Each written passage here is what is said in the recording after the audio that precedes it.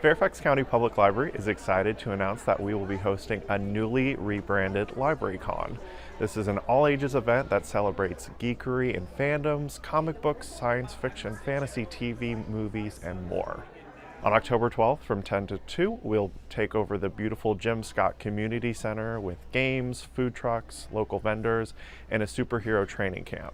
So we're going to have a lot of fun things there. We have fanfare. It's going to be a place for kids to come and play games and win prizes.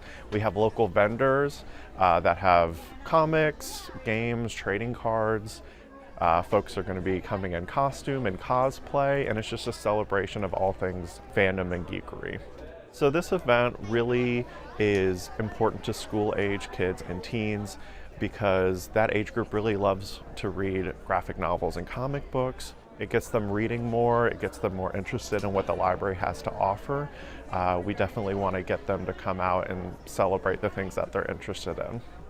So at this event, we will be featuring local vendors of comic books that you can check out, but the library also has a great collection of comic books, graphic novels, and mangas that you can check out for no charge just with your library card. For more information, feel free to check out Fairfax County Public Library's website or stop by and ask at your local branch.